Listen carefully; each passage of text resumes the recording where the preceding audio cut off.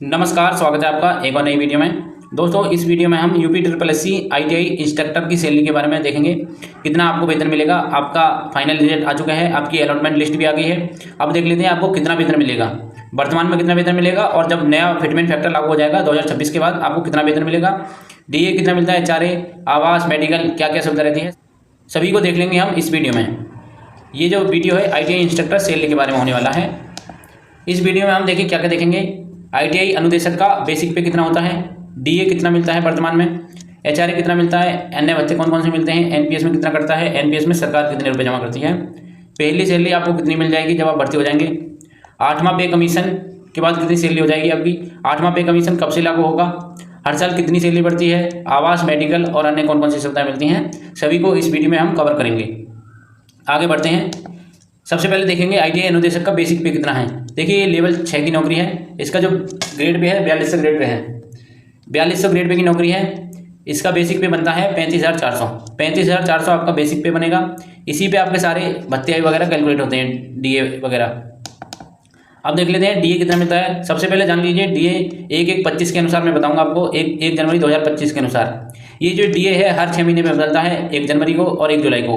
वर्तमान में 1 जनवरी 2025 के अनुसार DA चल रहा है 55%, यानी कि बेसिक पे का 55% आपको DA मिलता है। आपका बेसिक पे कितना है 35,400। 35,400 का 55% निकालेंगे तो आपका जो DA बनेगा, महंगाई भत्ता बनेगा 19,470। ठीक है, आपको बेसिक पे हो गया 35,400, इसमें जुड़ जाते हैं 19,470 रुपये महंगाई के रूप में, DA के रूप में। ठीक है, अब देख लेते हैं HRA कितना मिलता है।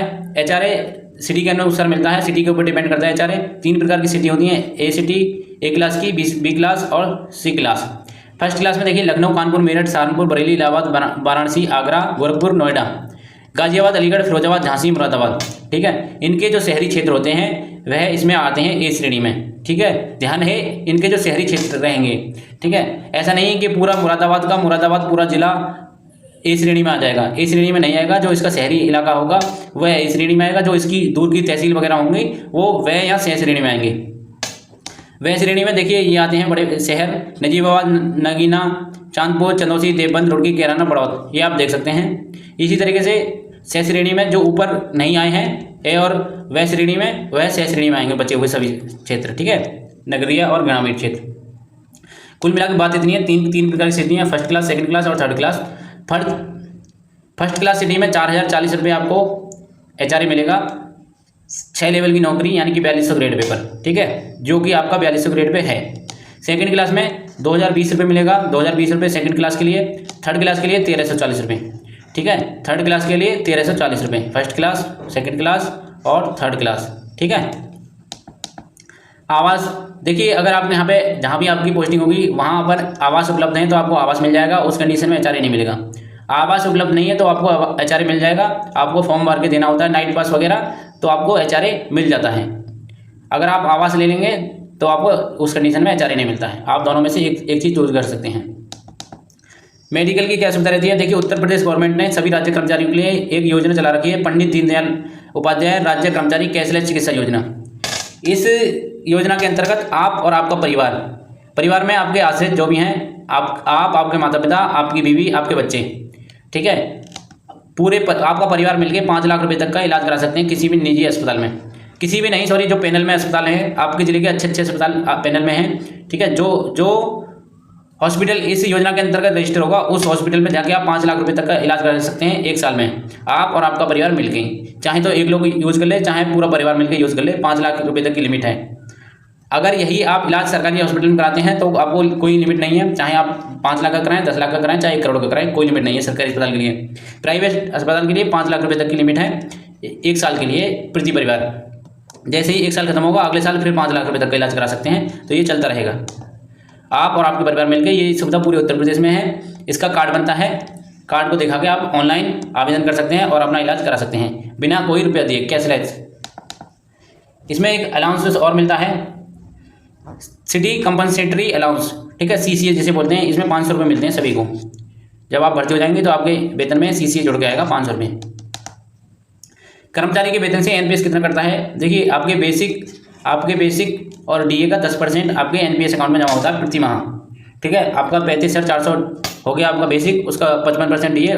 ठीक है, उन दोनों को जोड़ देंगे तो आपका 10% एनपीएस में जाएगा। अब देखिए एनपीएस अकाउंट में सरकार कितने रुपये जमा करती है, तो आपसे तो लिया है 10%, ठीक है, बेसिक प्लस डीए का, और बेसिक प्लस डीए का सरकार देती है 14%, ठीक है, बेसिक प्लस डीए का सरकार 14% देती है, आपसे 10% लेती है। तो आपका जो कुल मिलाकर प्रति माह एनपीएस अकाउंट में जाते हैं बेसिक प्लस डीए का 24% रुपये आपके एनपीएस अकाउंट में जमा हो जाते हैं। अब देख लेते हैं आईटीआई अनुदेशक को पहली सैलरी कितनी मिलेगी। अभी आप भर्ती हो गए हैं, आपका अंतिम रिजल्ट आ चुका है, अलॉटमेंट भी हो गया आपको रिजल्ट, ठीक है, कौन कौन से आईटीआई आपको मिले हैं। अब आप भर्ती हो गए हैं तो आपको कितना वेतन मिलेगा, पहला फर्स्ट क्लास सिटी के अनुसार, सेकंड क्लास सिटी के अनुसार और थर्ड क्लास सिटी के अनुसार, ठीक है। इसका देखिए बेसिक 35,400 सभी में सेम रहेगा, फर्स्ट क्लास, सेकंड क्लास और थर्ड क्लास, ठीक है। इसी तरीके से डीए 19,470 सेम रहता है। फ़र्क देखिए यहाँ पे आता है एचआरए 4,040 मिलेगा फर्स्ट क्लास में, सेकंड क्लास में 2,020 मिलेगा और थर्ड क्लास में 1,340 मिलेगा। सीसीए सबको बराबर मिलेगा, 500 रुपये मिलते हैं, ठीक है। अभी देख लेते हैं फर्स्ट क्लास के अनुसार आपका जो ग्रॉस पेमेंट बनेगा 59,410 आपका फर्स्ट क्लास के अनुसार ग्रॉस पे बनेगा। इसमें से आपका बेसिक प्लस डीए का 10% कट जाएगा एनपीएस में, 5,487 रुपये एनपीएस में कट जाएंगे, 200 रुपये बीमा के कटेंगे जीआईएस। तो कुल मिला के जो आपको नेट पेमेंट मिलेगा आपको 53,723 आपको आपके खाते में आ जाएंगे पहले महीने में, ठीक है। हो सकता है कि आपके पहले महीने में इतनी ही सैलरी आ जाए, ठीक है, क्योंकि पहले महीने से एनपीएस वगैरह के फॉर्म वगैरह नहीं अप्लाई हो पाते हैं, अकाउंट नहीं खुल पाता है, तो ज़्यादा चांस है कि आपके 59,410 रुपये, आपके 59,410 में से 200 घटा के आपका पहला पेमेंट मिल सकता है। अगर एनपीएस अकाउंट खुल जाता है तो आपको 53,723 आने ही आने हैं। इसी तरीके से सेकंड क्लास में 57,390 बनेगा ग्रॉस पेमेंट, इसमें से एनपीएस और जीआईएस कट के 51,703 आपका नेट पेमेंट मिल जाएगा। थर्ड क्लास में ग्रॉस पेमेंट है 56,710, इसमें से एनपीएस और बीमा के निकल जाएंगे, तो आपका जो ग्रॉस पेमेंट बनेगा नेट पेमेंट बनेगा 51,023 रुपये। कुल मिला के बात इतनी है। आपका जो पहला पेमेंट बनेगा, चाहे आप किसी भी सिटी में हो, 51,000 प्लस बनेगा, ठीक है, 51,000 प्लस बनेगा, 51,000 प्लस। अब देखिए 8वां पे कमीशन लागू होने वाला है 1 जनवरी 2026 से केंद्र सरकार इसको लागू कर देगी 8वें पे कमीशन को। राज्य में ये 2 या 3 महीने 4 महीने बाद लागू हो जाता है, लेकिन बैक डेट से ही लागू होगा, ठीक है। मिलेगा आपको 1/1/2026 से ही, 1/1/2026 से ही इसका लाभ मिलेगा, चाहे राज्य सरकार इसको 6 महीने बाद करे, चाहे 1 साल बाद लागू करे, ठीक है। तो आप मान के चलिए 1/1/2026 को आपका 8वां पे कमीशन लगना है, ठीक है, उसी के अनुसार आपको मिलेगा वेतन।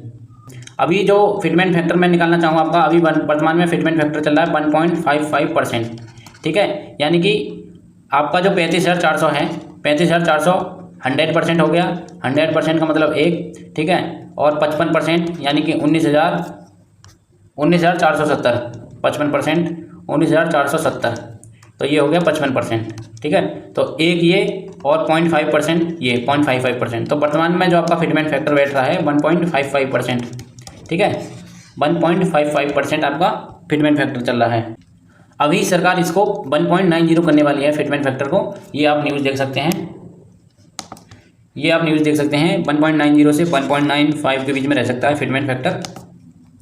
तो आप अगर मिनिमम 1.90 फिटमेंट फैक्टर मानकर चलिए, तो आपका वेतन जो बन जाएगा बेसिक पे 35,400 का 1.90 टाइम, तो इसका जो बेसिक हो जाएगा 67,260 रुपये, 67,260 रुपये आपका बेसिक हो जाएगा। अगर सरकार इसको दोगुना कर देती है, फिटमेंट फैक्टर 2 मान के चलती है, तो ये 35,400 गुणा 2 हो जाएगा, तो ये हो जाएगा 70,800 रुपये, 70,800 रुपये।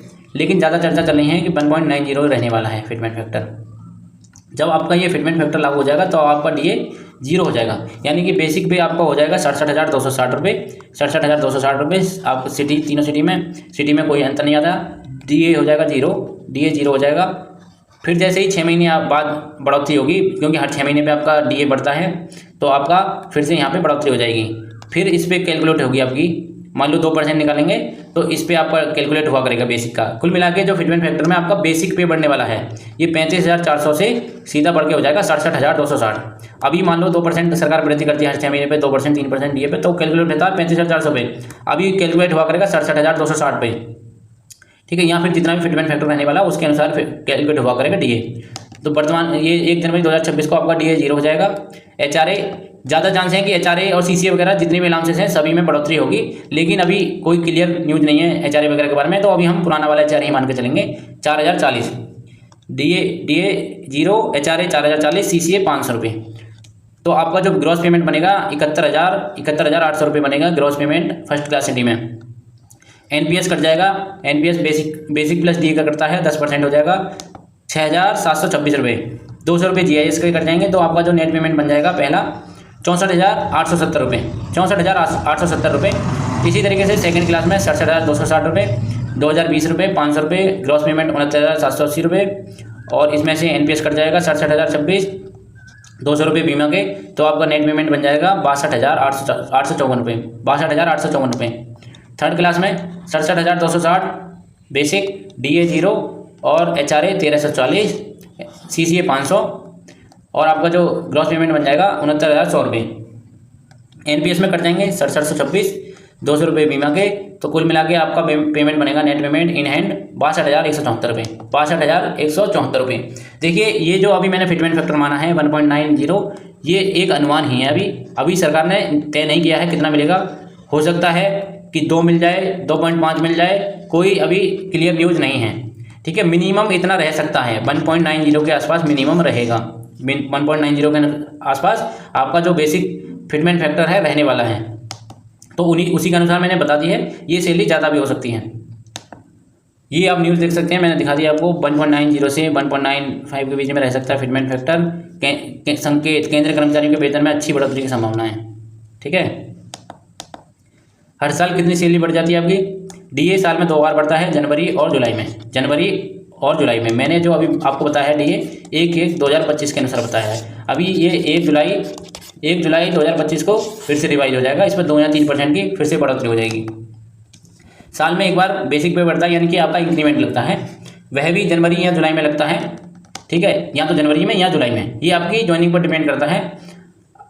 या तो जनवरी में लगेगा आप या जुलाई में, ये टोटली आपकी ज्वाइनिंग पर डिपेंड करेगा, ये आपके हाथ में नहीं रहता है। लेकिन DA फिक्स है, जनवरी और जुलाई में हर बार बढ़ेगा, जनवरी में भी जुलाई में भी। 2 या 3%, 4%, जितना भी सरकार चाहे उतना बढ़ाती है। अगर कोई गलती हो जाए करे वीडियो में तो उसको बता दिया करें, मैं आगे से उसमें सुधार कर दूंगा। कोई सवाल हुआ करे, कोई सुझाव हुआ करे, तो आप ज़रूर कमेंट में लिखा करें, जिससे और इम्प्रूव करने में मदद मिलेगी मुझे। लाइक कर दिया करें वीडियो को, कमेंट कर दिया करें, शेयर कर दिया करें, और चैनल को सब्सक्राइब कर लें। धन्यवाद।